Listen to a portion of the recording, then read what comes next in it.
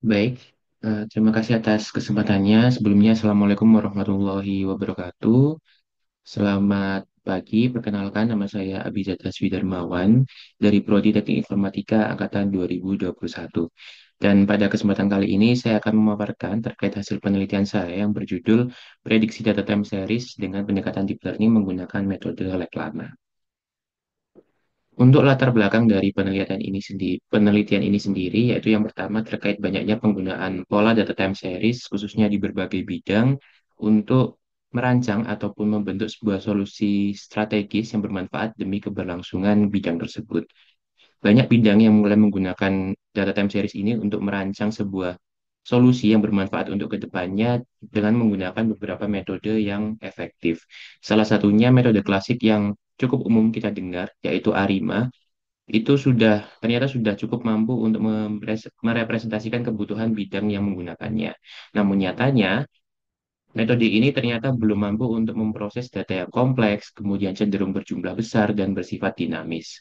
Kemudian seiring berkembangnya zaman, berkembangnya teknologi, kemudian terdapat pengembangan dari machine learning yaitu berupa deep learning, banyak bidang yang mulai beralih dengan penggunaan metode deep learning ini untuk mengatasi beberapa tantangan yang terjadi pada metode klasik sebelumnya.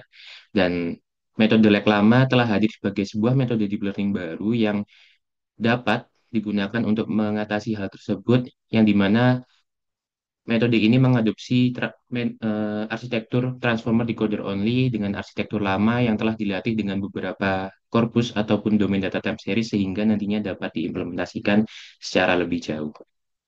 Kemudian dapat dirumuskan dua masalah dengan dua tujuannya, yaitu yang pertama bagaimana penerapan metode reklama itu sendiri terhadap prediksi data type series sehingga nantinya kita bisa mengetahui bagaimana cara penerapan metode reklama itu sendiri. Kemudian bagaimana tingkat akurasi metode reklama dalam melakukan prediksi khususnya dalam domain tertentu yang dimana nantinya kita juga bisa mengetahui tingkat akurasi dari metode reklama itu sendiri.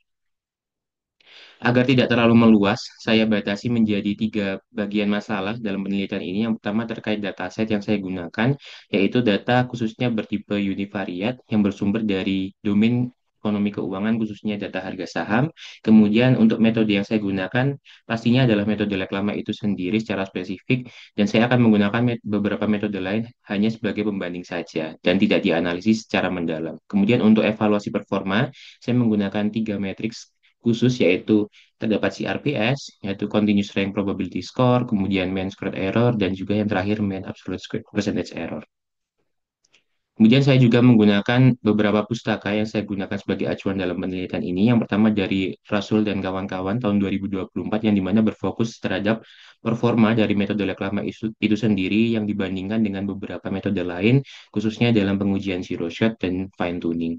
Dan dihasilkan bahwa fine tuning dapat meningkatkan performa reklama itu sendiri, khususnya jika dilihat dari metrik evaluasi CRPS yang digunakan yang di mana cenderung rendah dan mampu mengungguli beberapa metode deep learning lainnya seperti TFT, DeepR, NBITS, dan lain-lainnya. Kemudian, pustaka kedua yang saya gunakan yaitu terkait penerapan beberapa metode fine tuning yang diterapkan pada beberapa foundation model yang digunakan dalam pustaka ini, khususnya untuk data kesehatan. Dan dihasilkan bahwa metode lama memiliki performa yang baik pada kedua jenis fine tuning yang digunakan, yaitu full fine tuning dan juga LoRa fine tuning dengan dataset yang berbeda. Namun ternyata belum bisa mengungguli beberapa performa foundation model lain seperti Kronos, Moirai yang bisa tergolong metode yang cukup baru tapi juga cukup bersaing. Kemudian pustaka terakhir yang saya gunakan yaitu dari Bahelka dan Duwir tahun 2024 yang dimana membandingkan metode lama itu sendiri dengan model berbasis regresi yang bernama MIDAS ataupun Mixed Data Sampling pada prediksi data inflasi bulanan. Dan dihasilkan bahwa lama ini lebih efektif dalam memprediksi data time series, khususnya dalam mayoritas metrik evaluasi yang digunakan dibandingkan dengan MIDAS. Kemudian saya juga mencantumkan beberapa dasar teori dalam penelitian ini. Yang pertama terkait data time series itu sendiri, yang dimana data time series ini merupakan data yang memiliki keterkaitan antar waktu, yang dimana mampu merepresentasikan terkait dinamika perubahan pada suatu bidang. Kemudian prediksi yang dimana merupakan sebuah prosedur ataupun cara memperkirakan apa yang akan terjadi di masa depan berdasarkan data terkini ataupun data masa lampau. Dan yang berikutnya, yaitu saya juga mencantumkan dasar teori reklame itu sendiri, yang dimana saya membagi menjadi tiga bagian besar. Yang pertama, tokenisasi, yang merupakan aspek keunikan dari reklame itu sendiri, yang melibatkan pembuatan lag features dari beberapa nilai deret waktu sebelumnya. Kemudian terkait arsitektur, sesuai yang saya sebutkan sebelumnya, yang dimana berbasis transform decoder only, sehingga reklame ini memiliki M lapisan decoder dan juga L daftar index lag. Kemudian juga menerapkan tahap prenormalisasi seperti yang ada di Lama dengan RMS Storm dan juga Rotary Positional Encoding ataupun ROP. Dan yang terakhir, reklama ini juga menerapkan distribusi student-T pada lapisan terakhir yang bernama distribution head, sehingga nantinya diharapkan bahwa hasil prediksi ini mampu menghasilkan berupa prediksi probabilistik yang mencakup beberapa skenario ataupun ketidakpastian.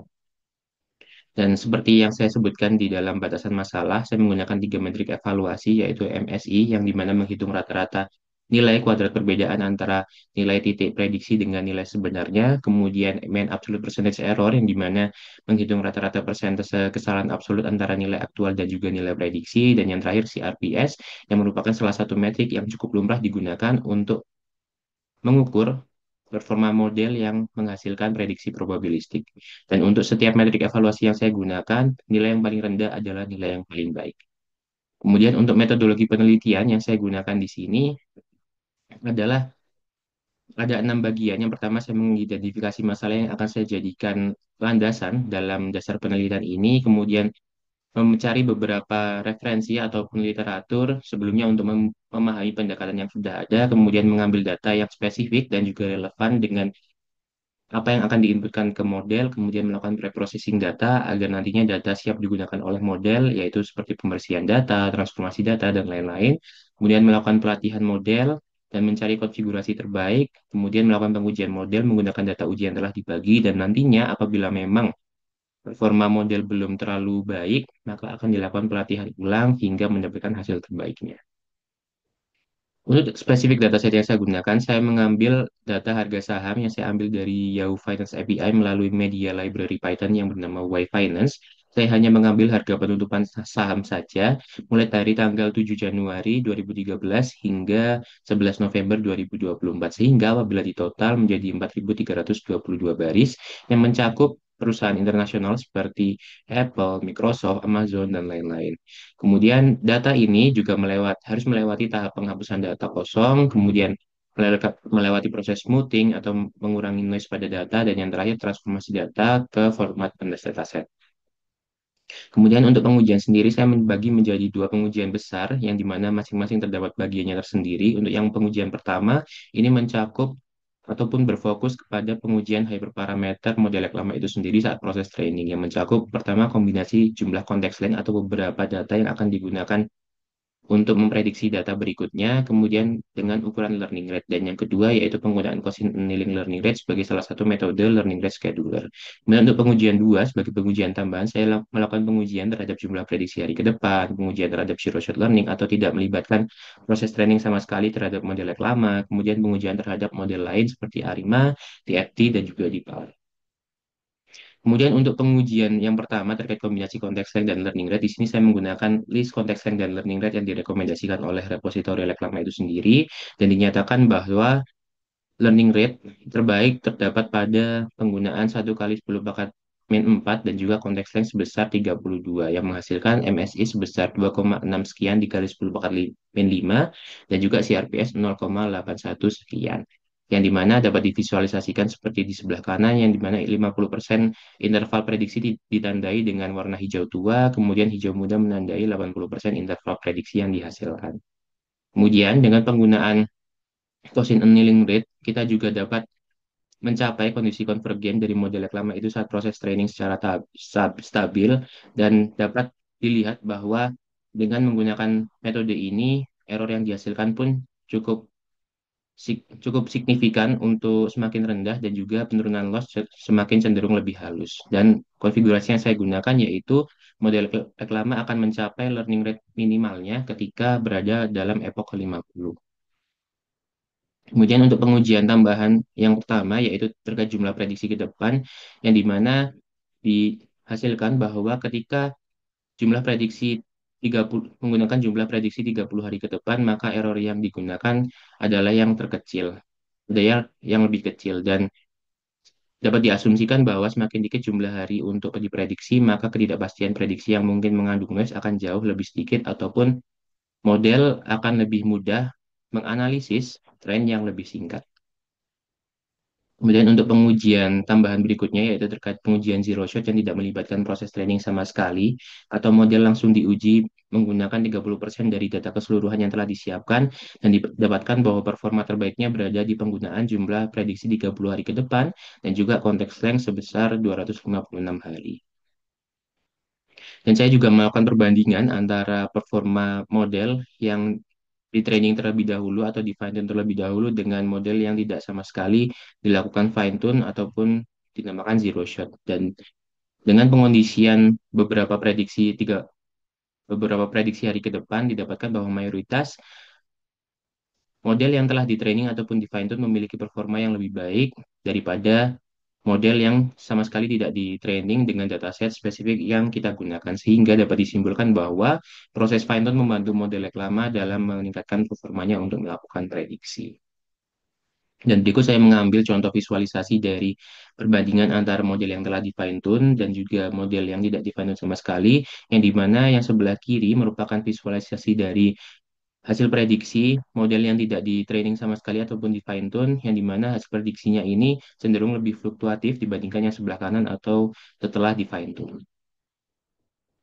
Kemudian untuk pengujian yang terakhir yang saya lakukan yaitu membandingkan performa reklama itu sendiri dengan beberapa metode lain seperti ARIMA sebagai salah satu metode klasik, DFT, DeepR, yang dimana ternyata reklama ini mampu mengungguli beberapa metode yang digunakan dalam mayoritas matriks yang di digunakan pada pengujian terakhir ini. Dan untuk ARIMA sendiri ini errornya cukup tinggi yang dihasilkan dan juga mengapa kita tidak menggunakan CRPS di dalam metode ARIMA karena untuk hasil prediksinya itu bukan berupa distribusi melainkan point forecast ataupun prediksi yang hanya menghasilkan satu titik data saja. Kemudian, dari penelitian ini, apa yang dapat kita simpulkan, yaitu terkait metode lag lama dapat diterapkan secara efektif dalam tugas prediksi data harga saham dengan penyesuaian tertentu. Kemudian, ternyata fine-tuning membantu lag lama meningkatkan performanya, sehingga mampu mengungguli beberapa metode lain yang digunakan, seperti metode klasik seperti ARIMA, kemudian TFT, DeepR pada mayoritas metrik yang digunakan. Kemudian untuk peningkatan konteks sendiri tidak selalu memberikan hasil yang baik karena memungkinkan model untuk semakin banyak mengonsumsi data yang tidak relevan ataupun mengandung banyak noise. Kemudian ketidakpastian distribusi prediksi akan cenderung meningkat ketika jangka waktu prediksi juga akan bertambah. Kemudian untuk saran berikutnya terkait penelitian yang akan dilakukan ke depan, yaitu yang pertama terkait melakukan eksperimen lebih lanjut terkait pun yang digunakan menjadi multivariat yang awalnya hanya bisa univariat saja, kemudian eksplorasi pelatihan model terhadap domain ataupun data yang lebih bervariasi agar penerapannya juga bisa semakin meluas, dan yang terakhir mengimplementasi metode lain untuk mencegah overfitting ataupun menjaga kestabilan model dalam mencapai kondisi konvergensinya mungkin seperti weight decay ataupun learning rate scheduler yang lainnya. Dan berikut adalah daftar referensi yang saya gunakan. Sekian presentasi yang dapat saya sampaikan. Kurang lebihnya mohon maaf. Terima kasih. Wassalamualaikum warahmatullahi wabarakatuh.